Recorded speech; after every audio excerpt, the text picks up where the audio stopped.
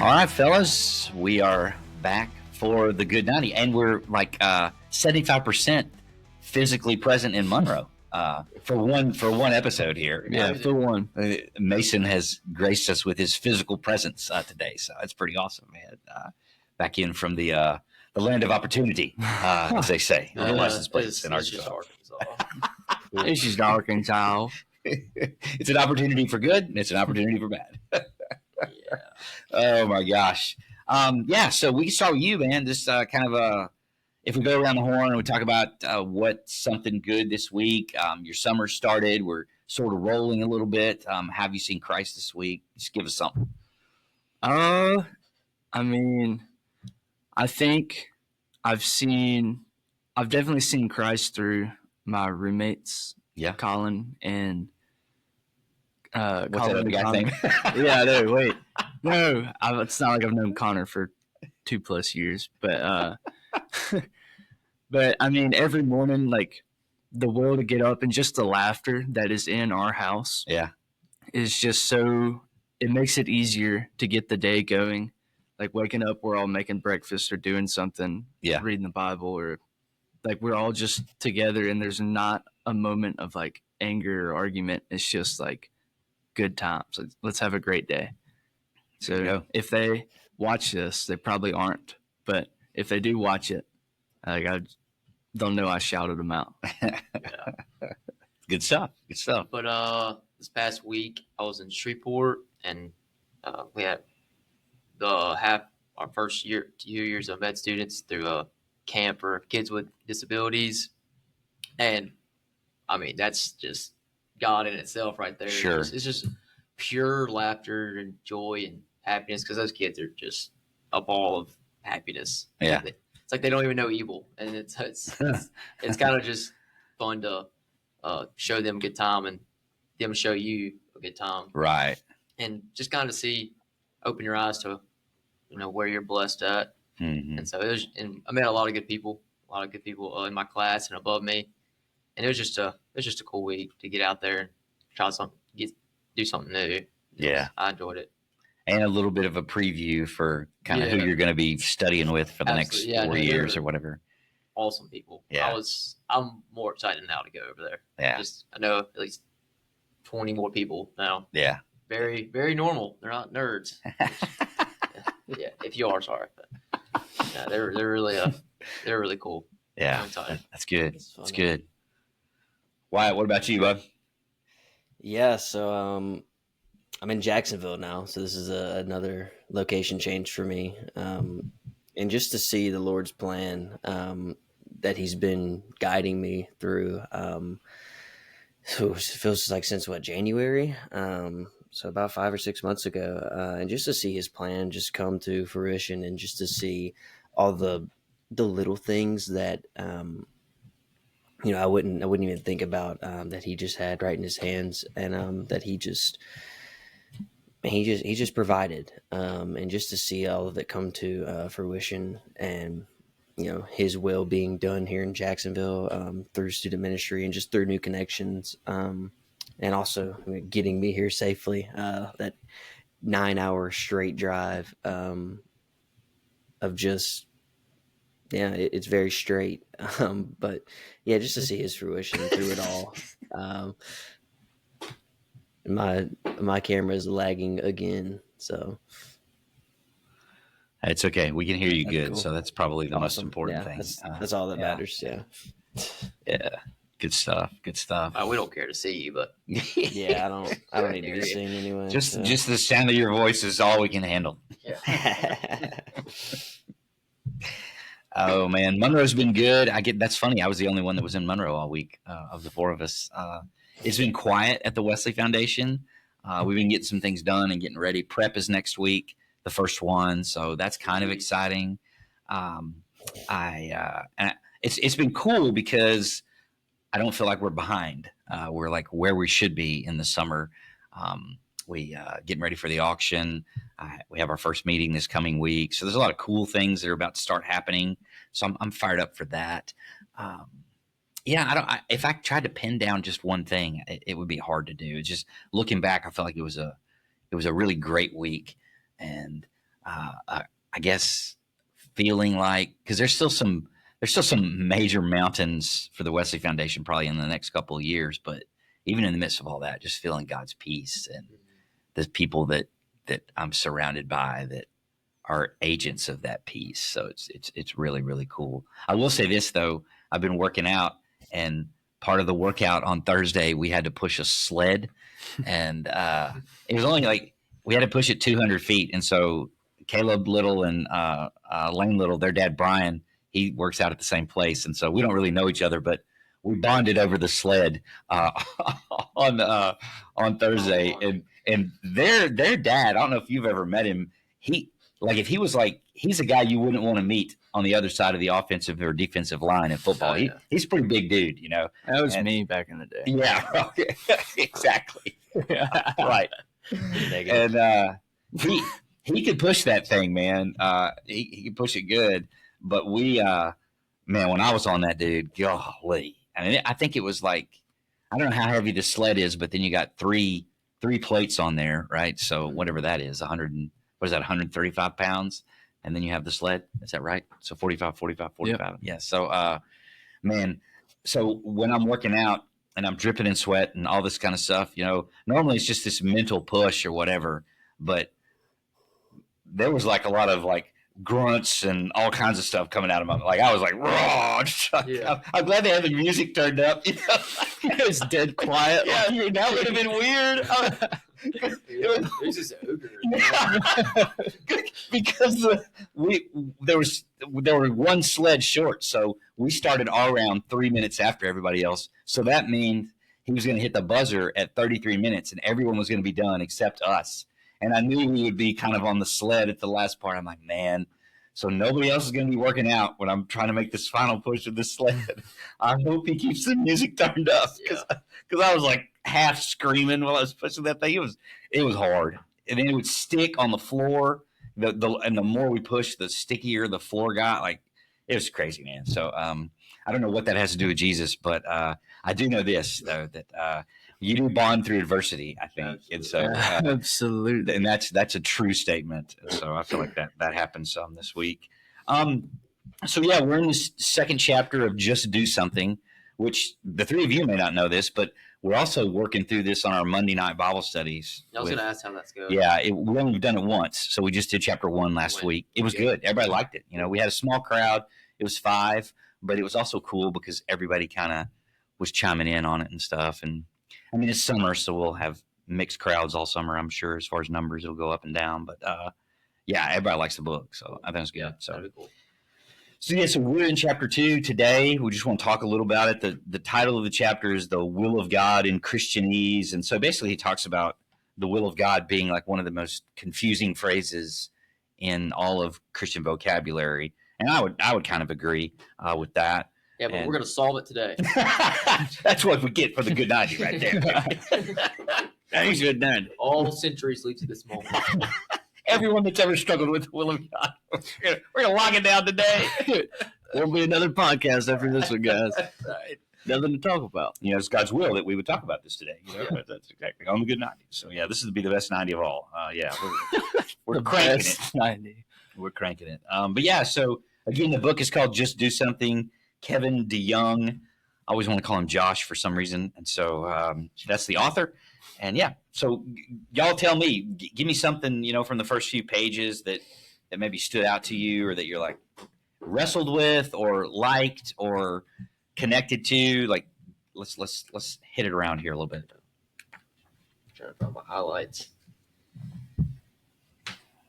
But yeah, we were talking about before we even, I guess, started the air, but it's how he had like a whole paragraph of questions. I was like, turn the page, like, oh, it's still going. Yeah.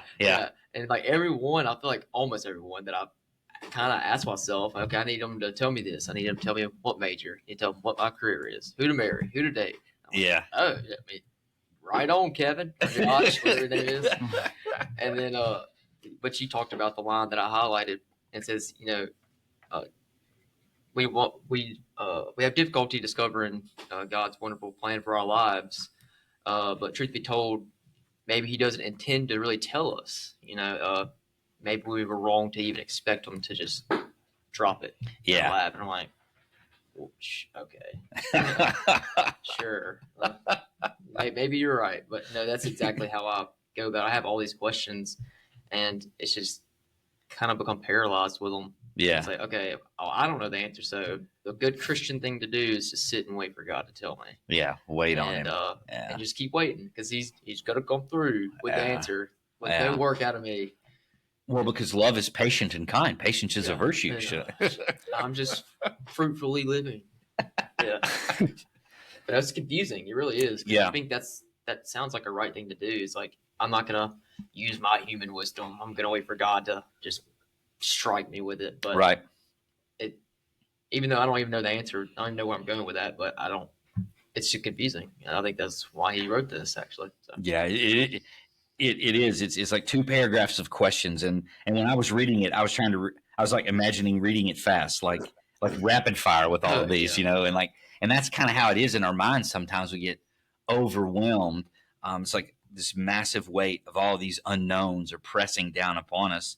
And you're just going, okay, God, just throw me a bone here. Give me something, don't let me have to figure this out on my own. I think that's a lot of times what we say, so I don't know. It is pretty crazy. Yeah, I think that. What makes when we think you're good, White. Go. Yeah. Okay. I'll step down for the captain. Yeah. Whatever. Yeah, I think when I was reading that, like, you just get reminded of the fact that God is always on time, and he's never late. And so, like, that's not the saying. He's never early. He's never late. He's on time. And that we can just be rest assured that if we just stay in that and remember that, hey, God, God's got us, in the palm of his hand, like that little children's song or whatever back in the day, that we would just rest assured in that like, hey, we're called to just love God and love people, and to just to spread the gospel. And through doing that, God is going to reveal, where should I go to church? How should I serve my church? What should I be doing with the rest of my life? Who should I be doing it with? All the questions that he asked in that those 2 paragraphs. And so when I read that, I just was like, man, I can rest assured and be positive that God's going to show up. He's going to show up big. Yeah, that so Tolkien talks about that concept because Gandalf, he says that a wizard is never late, nor is he early. He arrives precisely when he means to, and it's funny when we talk about that, about how God's never late, he's always on time. Well, because what we have to understand is his timing is different than our timing, and yeah, it might seem like the 9th inning for us, and they say, well, here God's rolling in or whatever. And so I think the big thing to understand in that is that I think what we think of when we think God is running late on us, we think that he's not going to show, or that he doesn't care, I think would be the other thing. Like for the kid who's and we watched that movie Ordinary Angels the other night, where the little bitty girl's waiting on the liver transplant, and like Jack Reacher, that big huge guy, he's in the movie, he's like the dad or whatever, so it's kind of funny seeing him in that role. But you just go, golly, man, like all the people that like are waiting on things like that and that are suffering for no reason, and you just kind of begin to look at it and go, where the heck is God in that? Because in that story, it's based on a true story. The little girl is like 5 years old or something. She needs a liver transplant in the same year that she lost her mother to like cancer or something like that. So it's just crazy stuff. And you go, okay, where's God in that? Yeah, where's the fairness in that? Yeah, exactly. And we want to kind of level it out and try to make it make sense to us. And I was like, well, I don't know about God being on time for all that. I mean, when you start trying to put it in our concepts of time. And I think that's the thing that we need to remember, is that the reason God's never late in that sense, I guess, is because he's not operating on our time schedule, but that's hard to swallow when you've got a 5-year-old who needs a liver transplant, or like all the kids that you were working with this week. I mean, what are we talking about there? How's it fair that they have that disability, or they can't walk ever or speak, can't even eat on their own. It's like, golly, like where is the fairness in that? Yeah. And again, I think I know. You think you know it all, or you think you could be a better judge, and you think you know what's good. Yeah. Yeah. You can't even get it right yourself ever. Right. But yeah, I mean, you're not a human if you don't have those thoughts. Yeah. For sure. Yeah, and that you've used the word fair like 3 or 4 times. Like I think that's something that we put on God. You know, to say that God is like Fox News; He's fair and balanced, or whatever. You know, well, come on now. I mean, what is fair and balanced, and who's the judge of that? Honestly, you know, and are we really the one to tell God, or to even question God's fairness and thing? You know, I mean, because I just don't think we can even understand it.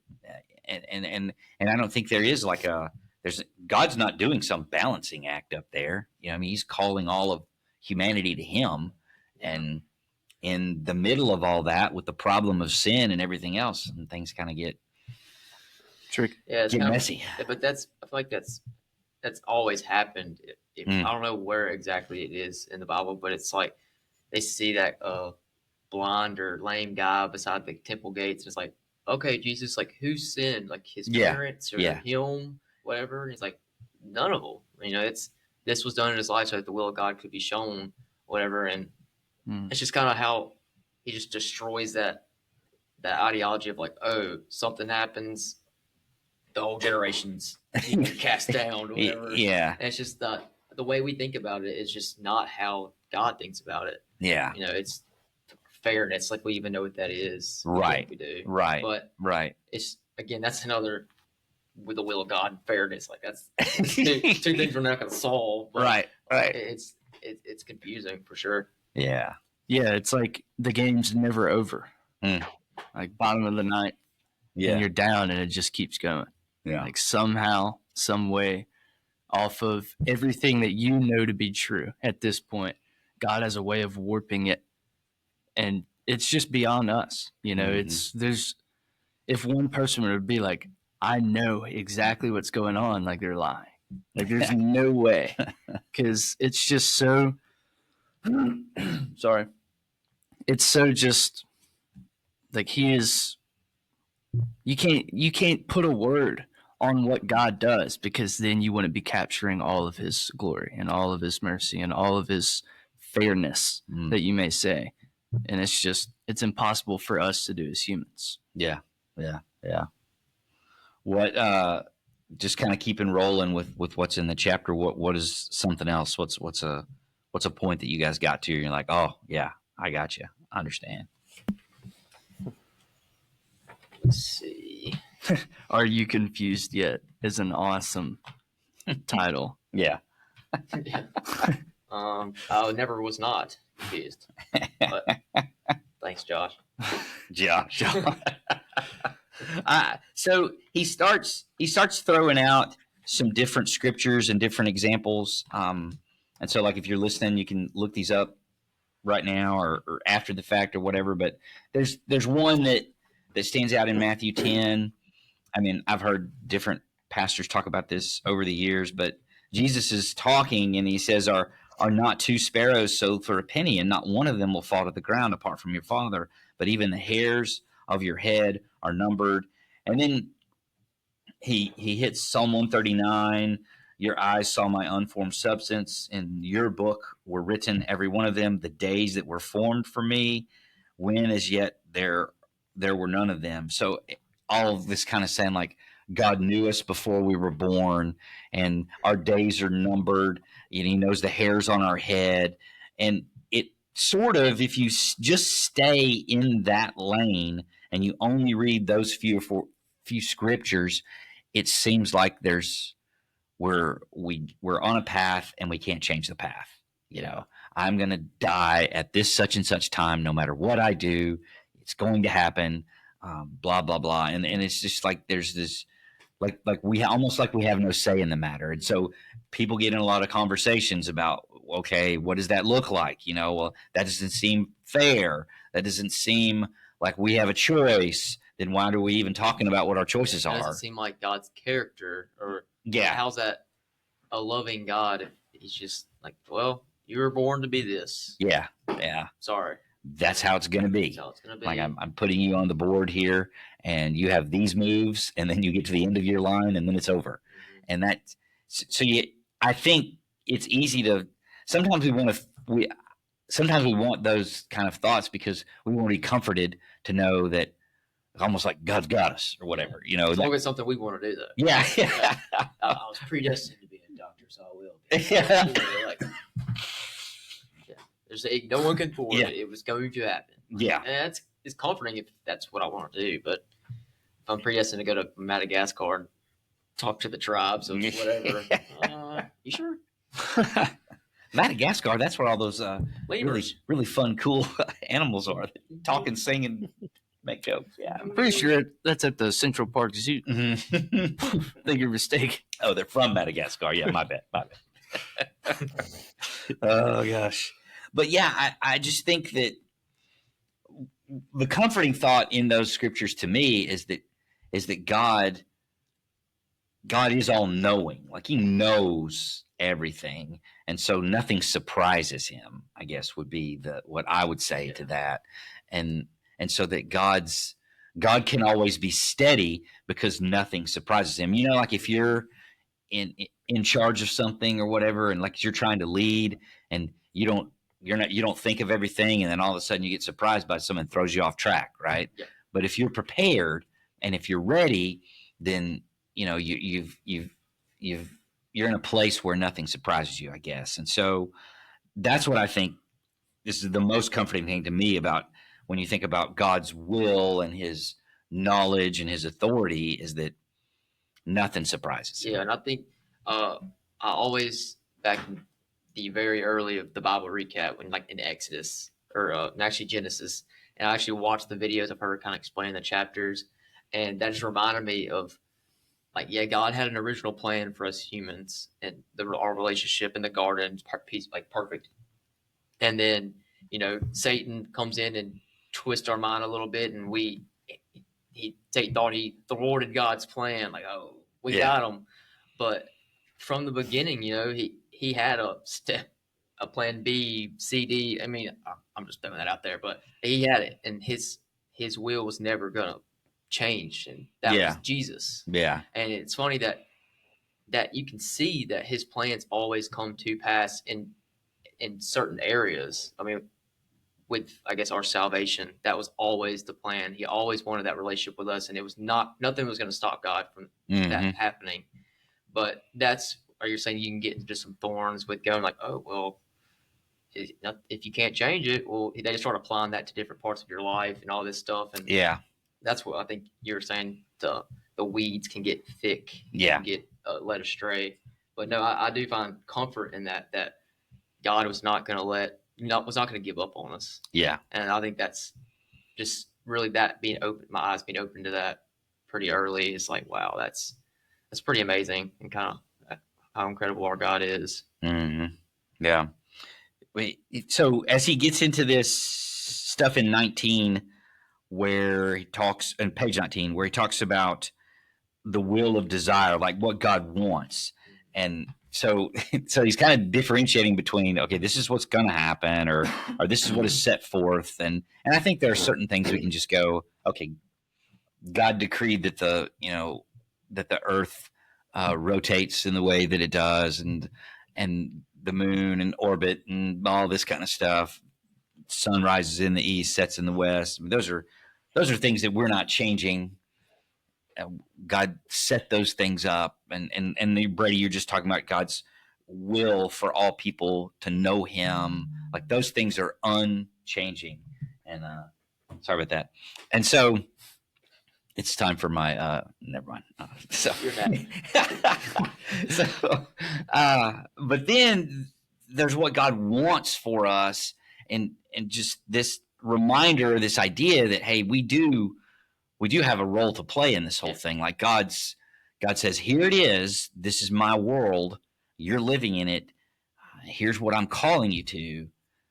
This is what I want for you. This will be my will for your life, but I'm not forcing that. I mean, Like, you have this- to make that choice. This is me being your father. Like this Yeah. is, I'm telling you, this is the way to go. And Yeah. This is what would be most fruitful or for my kingdom. Like this would be best for your life. But Mm.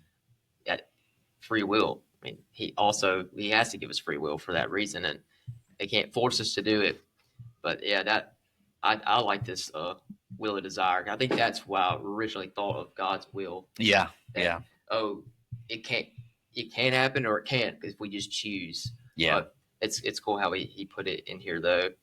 A lot of these verses were helpful.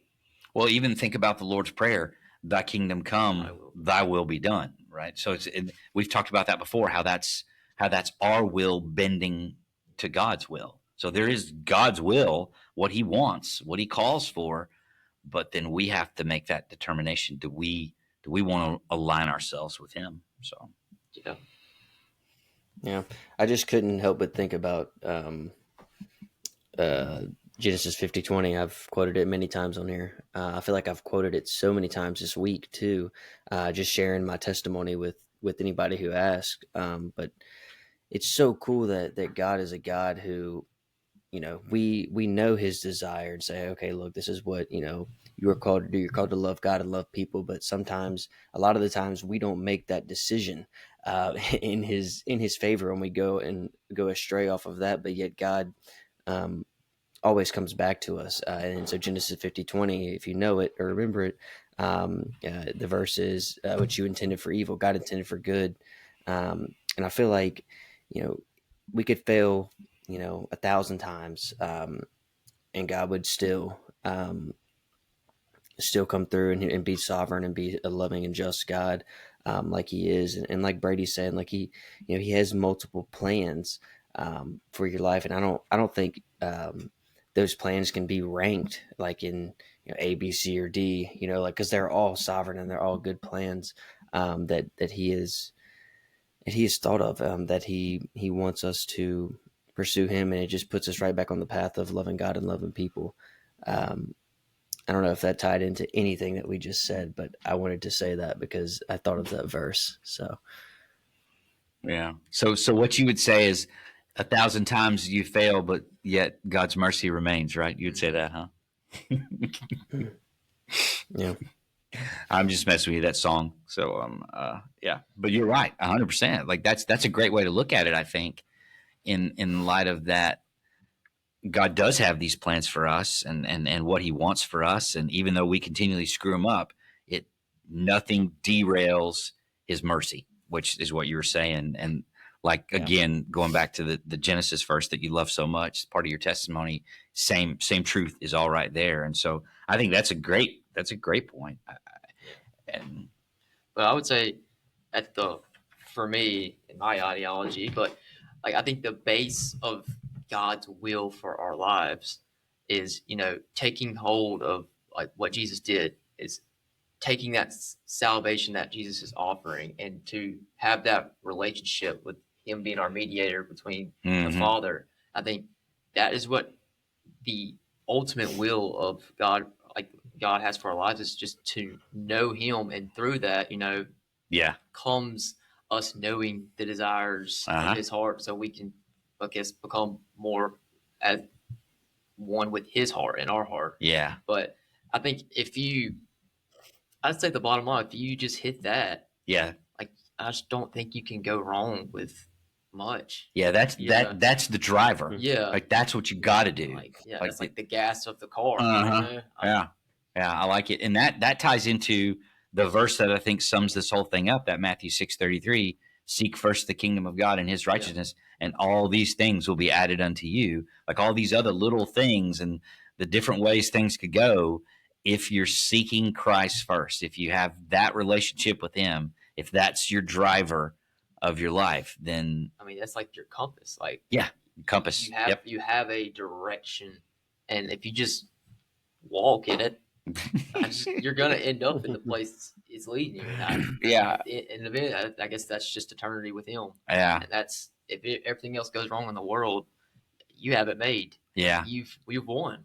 Okay, think about it like this: like if I tell you to walk north, and north is where you need to go. Okay, well, north from here, and you're just going to keep heading north. Bass trip.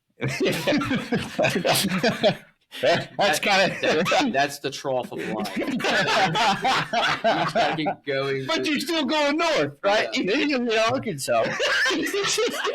Okay. You're getting to hell. But that's right. Like, it's the direction you're going doesn't always mean like I'm going north, but I mean, okay, so what there's a lot of things that could come in my way, and there's a lot of things that could mess me up along the way. There's a lot of troughs. There's a lot of bad parts of town. However you want to think about it. A lot of crossroads. A lot of crossroads. Sure. But you could still be going north, ultimately and truly. And so I think, and probably people y'all's age, and you can tell me if I'm wrong about this, but we get so hyped up about figuring out what God's will is when He's like, "Hey man, just walk north." Yeah, I feel like that's just how God talks to us. It's just walk north. Mm. Oh, Yeah. Where north? What city do I stop here? Or I'm just gonna. Where's the Buc-ee's? I'm gonna wait Yeah. here until you give me more information.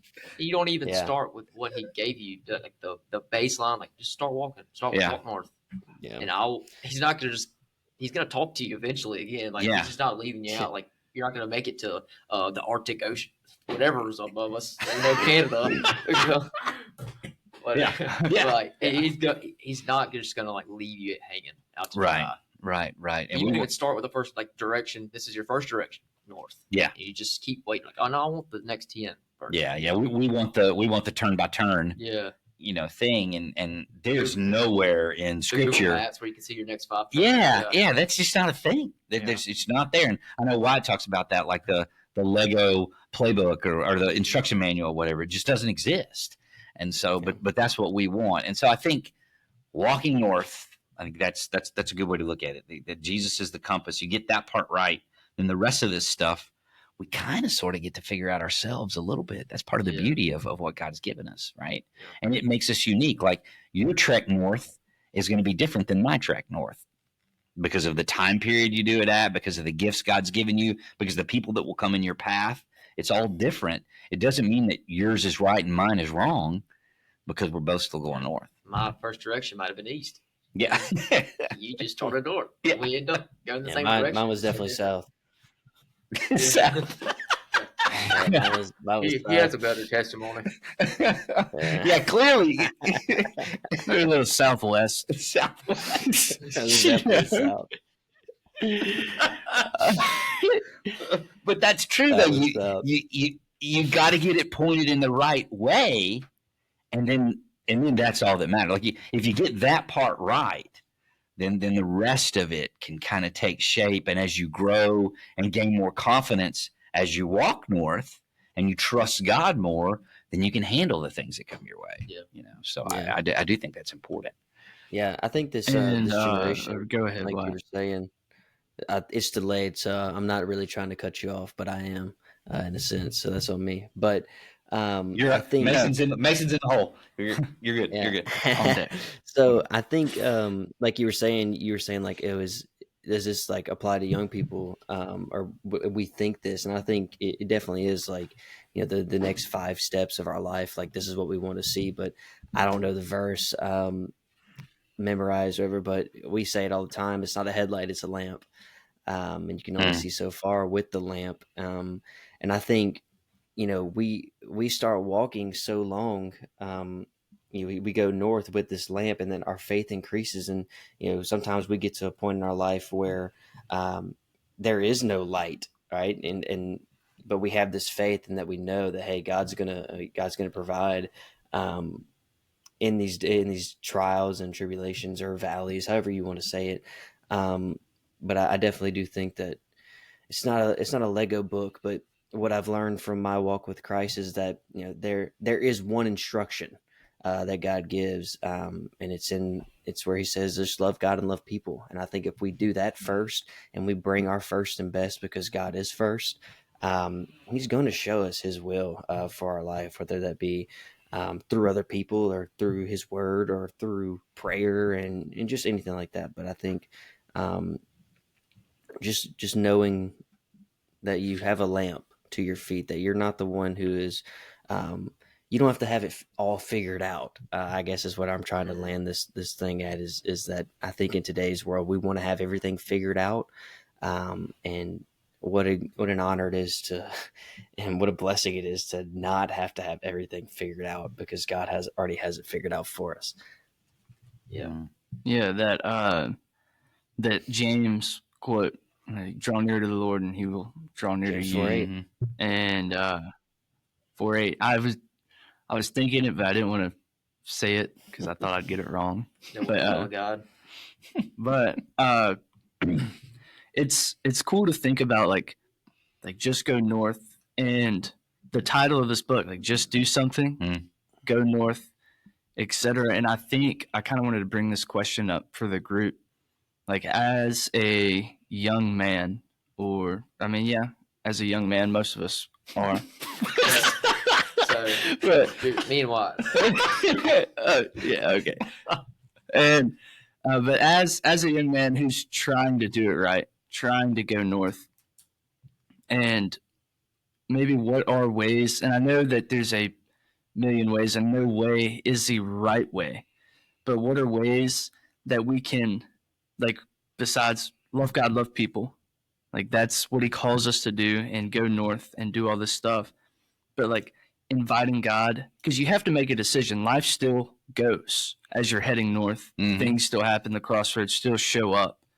And what are ways to like, maybe not what are ways, but I think the way is to make a decision and invite God into that decision. And I think like if you're unclear, inviting God into it will clear it up Mhm. and provide you with comfort or conviction. And I think it's one or the other, but I'm just kind of rambling now. Honestly, I think it's as simple as, I think it's just simple. Like, just literally ask God, like, hey, I don't have a freaking clue, Mhm. but Lord, just be with me and just bless the situation in any way. And if it's not right, it's not right. But, I don't want to go into it off my Yeah. thoughts, my decisions, or my ideologies. But I don't know. But I'm gonna try. Yeah. And if it's not what you think, just turn me in another direction. And I think that's all he wants you to do is just keep him in the mix. But I mean, you do have some wisdom that you can use in making decisions. But then there's, like you said, there's sometimes you just don't know. Yeah. You just don't have a clue. I don't want to cut you off, but Wyatt's internet just went out. He just texted me. And So does that mean we're still rolling and he's not? I don't know. I'm just saying, okay, what should we do? What is your will? What is your will? I don't know what to do right now. Oh, the Wi-Fi. I don't know. We don't need him. But no, we need Wyatt. The name of the podcast is now The Three Amigos. Now, I was thinking about what you said, though. So, like, if we're still going north and you got, okay, well, here's a decision, right? Because there's a crossroads or an exit ramp or whatever, I think one of the ways to determine, you just go, okay, if I make this choice, is there any way that this Screws it up. derails God's Yeah. possible plan, right? So, Will I be able to love people and love God while will I still be headed north if I make this decision, right? So if you're rolling up to Canes and you're like, okay, I can get the box or I can get whatever, well, I don't think that's going to determine whether it's going to determine your north, or not. But then, I do think, man, the podcast is taking fire, heavy fire Yeah. here. We're down to 2. No, I told him, bro. I told him. But yeah, I think that's actually how I think about it. Is if I do this, will it just set a flame to the whole plan? Like, I think it's more with relationships. It's like, okay, no one's gonna be perfect. I know that, but it's kind of hard to accept it. Like, you're like, oh, Christian girl, perfect, all Right. this stuff, and if she's not that, then that's not God's plan, or that's not God's will, or Yeah. whatever. And it's almost like if I would like this girl. I'm not saying she's perfect or whatever in any means. I'm not perfect either, but if I decide to do this and she ends up not being exactly who I thought she was, but not anything crazy, will it just does that just the match into the flame? Like, oh, it screws up. It screwed up I everything. didn't listen to God correctly. I didn't search too hard for the perfect girl. Yeah, the woman of God. Like, gosh, I just thwarted it all. Like, Yeah. Now I've started. I'm already off on a bad line, and I Right. don't know if I can get back there.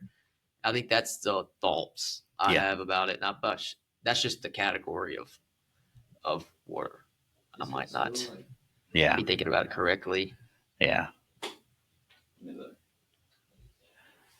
Yeah, it says it's still recording. All right, so we'll just roll. So yeah, I think Do you have anything? that's a good point, right? So Mhm. it doesn't derail the whole thing because you can't just think, okay, I've got to be dating the exact right girl here, or I'm going to It's screw so my whole life up. Yeah. I'll never be happily married now. You Yeah, know, like I think that's definitely a big one. yeah, and so page 21 near the bottom, and then we're getting kind of near the end of this thing, but what he says, then he quotes Deuteronomy here. There's two actually. Gosh, there's two good scriptures that he uses when he talks about this. So Matthew 7 is the first one. Not everyone says to me, Lord, Lord, will enter the kingdom of heaven, but the one who does the will of my Father. But the one who does the will of my Father who is in heaven. And then in Deuteronomy 29, the secret things belong to the Lord our God, but the things that are revealed to us belong to us and to our children forever, that we may do all the words of this law. And so what he talks about is that basically we're responsible for the things that are revealed to us, just like your dating example. Okay, what you're responsible for is, am I in looking for a mate and looking for this woman for me? Like, I need to be checking to see, like the girls I need to be like pursuing, they need to have a relationship with Jesus. I mean, number one, they need to fit part of that, like that general plan, right? Like, because that's been revealed to me. Like, I need to find someone who's also going to live for Christ. Otherwise, it's going to derail what God's doing in my life. So that has to happen. That's been revealed to me. Now, God hasn't revealed to you that she also needs to be 5'6", blonde hair, a triathlete or whatever, and God doesn't reveal those things. Would be bad. So but so that's where I think, like, what has God revealed to you? And people sit around and think about they don't know how to follow God, they don't know what to do. Well, what do you know? Where are you right now? Like, start here. What can you understand, and then lean upon God the further you get, and the more you're going to understand. I think you already kind of talked about that. So, like, again, we've said it, but he does lay it out. Like, love me, and what's love is spending time, sacrifice your time with him, and then just love others. And I mean, that's a perfect starting point. It's just attempting to do that.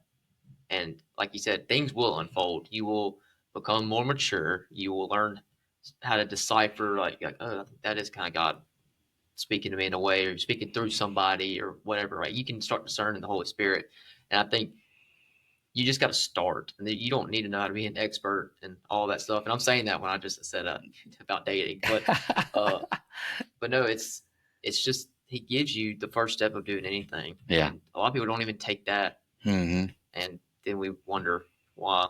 Yeah. I wonder why. Yeah.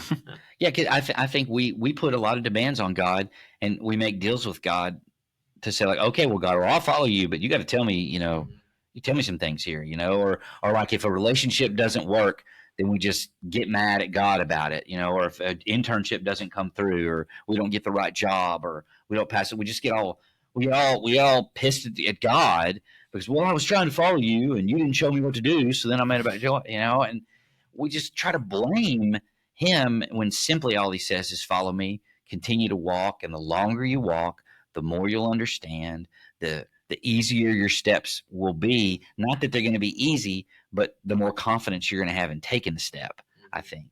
And so it's that whole, like, walking north and following God and trusting in him and him being the compass point and where you're headed. Like, that's that's so huge for this whole big thing, because it is a mystery. There's just no way you can know everything, and we've talked about that before. Like our heads would explode. Our feeble human minds can't handle all these things. Yeah. Yeah, I had we were talking about this right before we went on the air, but like the decision between, going back to Colorado and being a guide at Noah's Ark, or going on an internship for a big contracting company in North Arkansas. Yeah. And, I had to sit down and really think about it, because I knew if I'm heading north in both senses, Exactly. literally and spiritually. Mm-hmm. But to Colorado, I know God is well within Noah's Ark, right? I know it's such a huge faith community. It did so much for me, and I'm forever grateful for my experience at Noah's Ark. And then I had an opportunity to take care of some worldly things that I needed to take care of. Mm-hmm. And, through it, it's like I felt that I felt that Arkansas would test me more, Yeah. would test my faith more. And I think that at the end of this summer, if I come out, I'm going to try to say when I come out, a stronger Christian than I was right now. Yeah. That's going to be one of the biggest wins of my life at this point. Sure. And going to a place where, I have one or two guys that can keep holding me accountable instead of a whole community. But I think just from going to Noah's Ark and not even knowing where that was going to lead me has just built up my faith and built me up to where I can not physically go farther north, but spiritually go farther north. Sure. Yeah. If you know what I'm saying. I do. I see what you're putting down. Yeah, no, I like it. And I think that's just one of those deals. Like you had good choices, or you had choices in front of you, and neither one of them were going to take you away from true north. And you just said, okay, I'm going to trust you. I'm going to follow you, and I'm going to see what you do in the middle of this part of my journey. And so I think that's the kind of stuff, like instead of just sitting around and not doing anything, or being over anxious about it and thinking, oh my gosh, I just chose to go to Rogers, Arkansas for the summer. What if I miss the boat completely? Yeah. And literally miss the boat for Noah's Ark or whatever. And now I'm screwed forever. I've made he talks about that in here. Like if there's these paths that are available to us, and if we choose the wrong one, the whole thing is over. We're never going to recover. And that's just not true, because what matters most is you keep your eyes on Christ. And it's not like you chose to, go, I don't know, go deal drugs or something, like you didn't go south, in that respect. Right. Yeah. So I think that's what we're talking about is understanding that God is his main purpose for us is to know him, to follow him, to love him, that relationship. And then all these other things that Matthew 6:33, all these other things will be added. All these other choices can factor in different ways, but it's to keep your eyes on me, keep following me. And so, yeah, I think that's important to remember. Yeah, I think that leads perfect into kind of his closing statements. Like he talks about God's will of direction. Kind of he broke it down into 3 different sections of God's will, but that kind of leads into what y'all were saying. And the big quote he has highlighted or whatever, it says, "Stop thinking of God's will like a corn maze or a tightrope or a bullseye."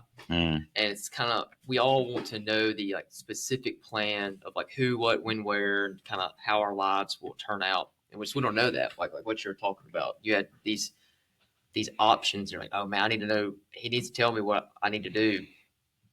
But the ones kind of what I've highlighted is, does God have a secret will of direction that he expects us to figure out before we do anything? And he says the answer is no. And it's like, yes, God does have a plan for our lives, but it says, but it's not one that he expects us to figure out before we just make a decision. That he doesn't expect that out of us. But I'll just read this big piece I've highlighted. It says, trusting God's will of decree is good. Following his will of desire is obedient. waiting for God's will of direction, kind of what you were talking about, is a mess, and it's bad for your life, harmful to your sanctification, and allows too many Christians to be passive tinkerers who who strangely feel more spiritual the less they actually do. Yeah. I thought that was really good.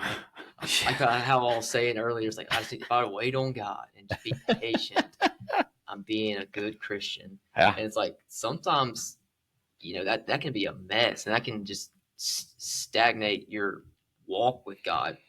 I mean, it invites complacency into your life. Yeah. Mhm. Like, I think the devil has a really good way of making you think you're doing the right thing. Mm. Yeah. Because making the keyword, or I'll use me for example, so I'm not harping on anybody, I guess, but like the devil has a really good way of making me think I know that what I'm doing is right. Hmm. Whether it's going to work, going to school, making this decision, making that decision, having beers with your friends on a night to hang out, like whatever it is, whatever situation you're in, like don't be complacent. Don't be in that state where like, you know what, I can just wait. Stay exactly where I am and not do anything because I know I'm safe right now. Hmm. Be careful. I read this last little. Get it, I think it's awesome, but kind of it ends it pretty well.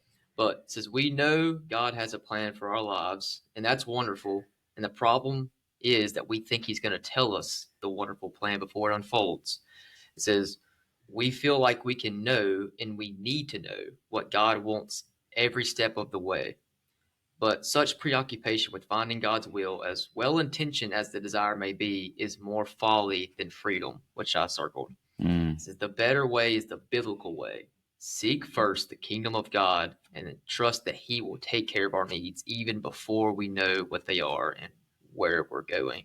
Mm. I think that's just shut it. Yeah. Like seek God, His kingdom, His main will for your life is to know Him and love people. And man, He's going to provide for you. Yeah. I mean, He says it. He tells you that I'm not going to just leave you out to dry. I'm not going to abandon you. Yeah. And that's all you need to know for now. Yeah. Which kind of, it's a hard pill to swallow. I'm not saying I'm reading that with full confidence. But, Yeah, it is. And no matter what point of your life, either, you're 22 or, you're I don't know, like 40 years old and you've got a sick kid, or whether you're facing some kind of crazy illness or some other amazing challenge that you don't know how you're going to make it through. And okay, what do you want me to do here? What do you want me to do here? We overcomplicate it because we want the answer is why we overcomplicate it. I mean, and God never promised us the exact answer. What He promised us is that He'll be with us. What He promised us is look, if you keep following after me, you're going to know me better. And then all these things will be added to you. This love and insight and wisdom will be added in your life. That's why, like, an old person who's followed Christ a long time, like, they seem so wise and they seem so calm sometimes because they've followed God through so much. They're not surprised as much as they used to be. And a lot of God's wisdom has been added unto their life. It's honestly like, not saying it's like they don't care, but it's just like, I know what I need to know, and that's enough. Yeah. And it's like, you said, you're not thinking about it deep enough. But no, they're all. This is important. Yeah, no, you're not good enough. But it's really just they know what they need to know, and they're okay with what they don't. Yeah. And from the people in my life that are like that, and it's like just a piece that just is covered them. Yeah. Yeah. And I think too, from like, it just cripples you when you do it that way. Mm-hmm. Like so if you're trying to follow God, you're wanting to know what God's will is for your life, and then you get fixated on only that decision, and then you can't see the other things that are coming around you.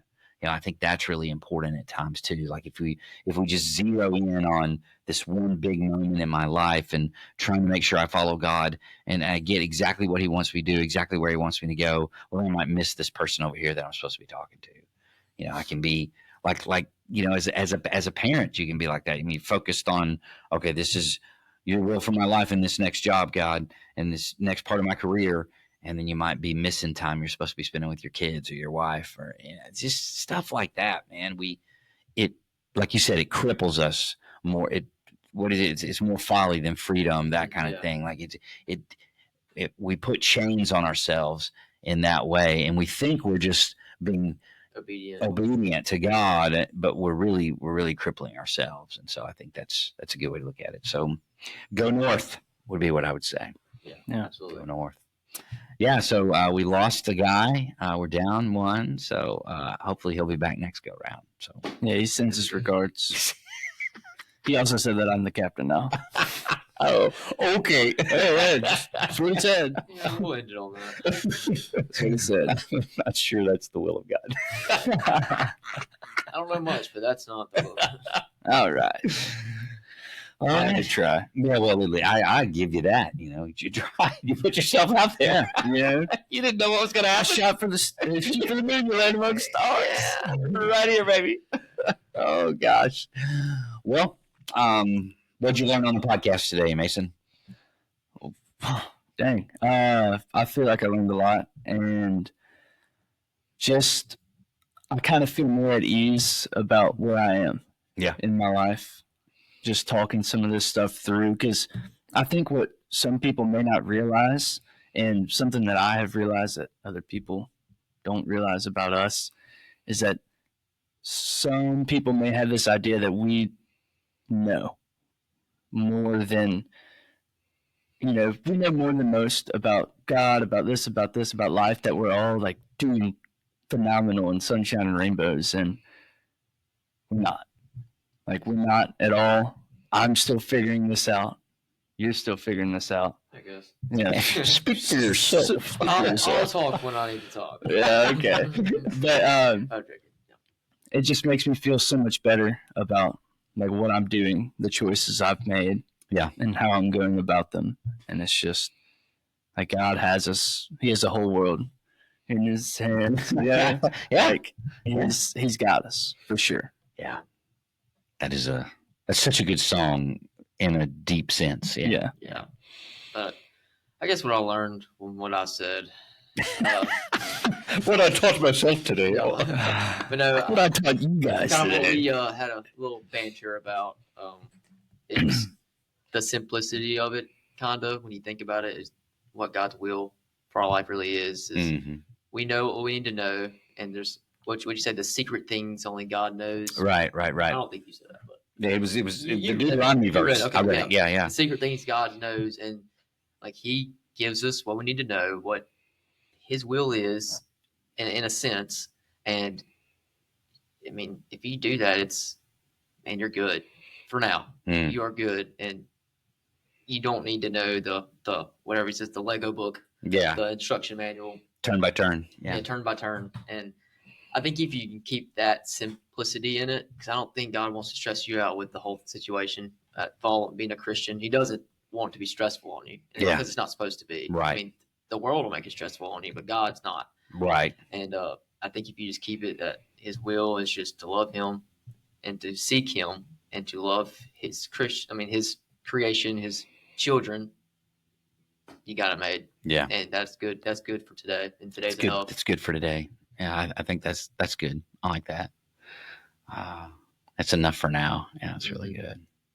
Yeah, I'm glad we got to the point of the conversation where we just said, "Hey, just go north." I do like that idea, and I look forward this week because I'll get to wrestle through this a little bit more with some people on Monday night. And I'm kind of fired up about that. I think it's going to be good conversation. Yeah, I think it was Thursday afternoon at camp. I was like, man, I'm ready to go Monday night. Yeah. Honestly, Yeah, because I didn't forget, but I remember the text y'all sounds like, oh yeah, yeah, got something to look forward to. yeah. Exactly. So it's going to be good. Yep. All right. Well, it's good. Yep. I have one more thing, one more idea. That's Like, that's scary. yeah, I know. Ready to be strap in. Here we go. No, it's just something that I was kind of thinking about too. And if it's okay with y'all, like I'd like to give, like at least go around and give someone a shout out Okay. that, has just helped you in this last week, or someone that you might not give enough recognition to, I guess. All right. if that makes sense. I guess you got somebody. It's something different. Yeah, I do. I'm going to shout out Colin Cork, my roommate. Yeah. Kind of elaborated on it in a little bit. And that dude's a warrior of Christ. And he's definitely helped me this summer. And I know he's not going to see this unless I tell him. So I can say it now. And be surprised if he ever watches it. But probably thank me. No, that's not why I'm doing this. But he was just such a warrior and such a good dude to be around. Makes work easier. And just a shout out to the whole Noah's Ark crew. The people that I went through some crazy stuff with. And just, like, I appreciate everything they've done for me. Yeah, you're good. In my faith. Yeah. Good deal. I have a Tanner, you know. Yeah. I'm not going to say he did something for me this week, but I know his family has some stuff going on. And I think just watching him go through it and how he does it and the unfairness of life, making sense of it, and just kind of trying to wrestle through that with yourself. But to see how he's going through it and how he just has that peace and just he continues to love everybody around him, and you would never know that their family's going through something that no one should ever go through. Yeah. And just to see that, it's like, man, like I see God in it. I see God working in his life. So, I mean, I guess technically he did do something for me. Yeah. But, yeah, if y'all have prayer requests, that's something for his family. Tanner's family. Yeah.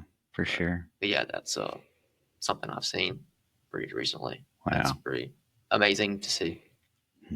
Yeah, I just go back to my my sled story. I just knowing you're with somebody in adversity and just the encouragement that you get. Just even, and I know that's kind of dumb. It was like a workout or whatever, you know, and it's not like life changing in that 33 minute workout, but just going through that whole process with somebody, just a reminder of a friend is built for adversity and you can't do this stuff alone. And so shout out to Mr. Little there, but also just for anybody that comes alongside us, I think is huge. And there's a ton of people that have done that for me.